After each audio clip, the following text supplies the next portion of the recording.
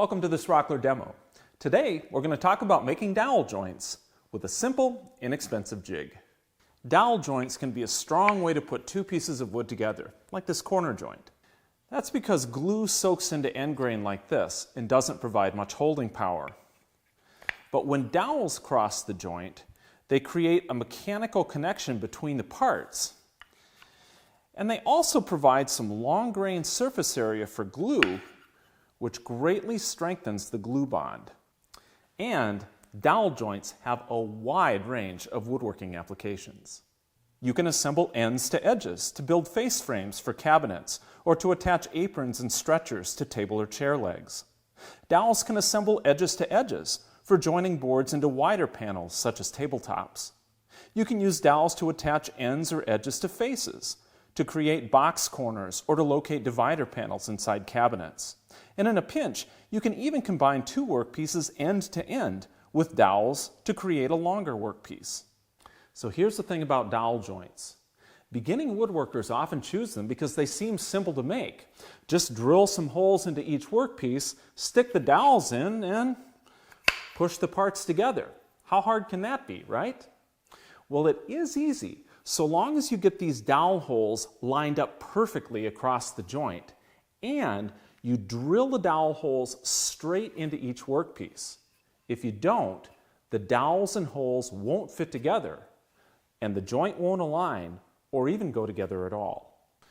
What you need for this kind of accuracy is a good doweling jig, and Rockler has 3 new options to choose from.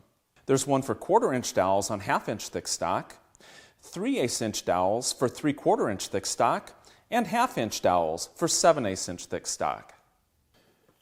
Each kit includes the doweling jig with a pair of hardened steel bushings for drilling, a good quality twist bit, a stop collar to set the drilling depth, and a hex wrench for adjusting the stop collar.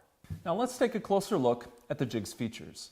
The jig is made out of glass reinforced nylon for strength, and it's got this elongated plate in the back for clamping it squarely and securely to a workpiece.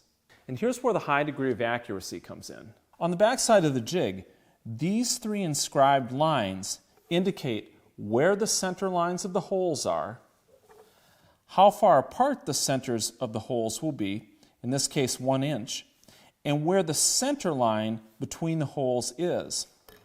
And this window helps you easily align these 3 layout marks with a layout mark on your workpiece.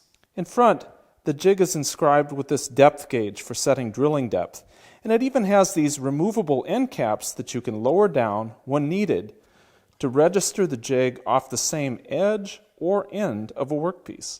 And these stops will be helpful. So let's go ahead and put this jig to use and make a sample face frame joint. Here I've got some 3/4-inch thick, 2-inch wide workpieces, which are similar to what you use to build a typical cabinet face frame. And I'm going to use the 3/8-inch doweling jig, which is designed to be used with 3/4-inch thick stock. To start out, I'm setting the parts together and drawing a layout line across the joint to mark where the center line of the jig should go.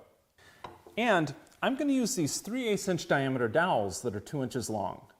So I can now set my drilling depth on the jig. That should equal half the dowel length plus a little extra to make sure the dowels will seat completely in the joint. Tighten the stop collar on the bit. For drilling holes into the end of this first workpiece, I can actually use both end caps on this jig as stops because it fits nicely over 2-inch wide stock like this. And here on the jig's back window, you can see that the center line of the jig lines up nicely with my layout line on the wood. So I can clamp the jig in place and drill those first 2 holes. When you drill the holes, get the drill bit spinning at a high rate of speed before you engage it in the wood. Then feed the bit slowly and gently and pull it back several times to help clear the chips. This will produce the cleanest holes. Here's how those first 2 holes turned out. And now we can set up for drilling the mating holes. To drill this second workpiece here, I'll actually only need one of these 2 stops on the jig. So I'll reset the one I don't need up and out of the way again, and that way just this stop will register the center line of the jig with the layout line on my workpiece. And with that adjustment to the setup, I can clamp the jig into place and drill the second set of holes. And that takes care of the drilling, so let's put the parts together. Press the dowels into one joint part, gently tap them down into place if you have to, and then press the other workpiece onto the dowels. And that's how easy it can be to make a dowel joint.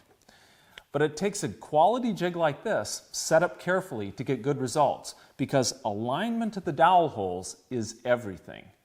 I'm glad to have these 3 sizes of doweling jigs in my shop, and I bet they'll be handy in your shop too. You can see them at your local Rockler store or learn more at rockler.com. I'm Chris Marshall with Rockler and Woodworker's Journal magazine, and thanks for watching.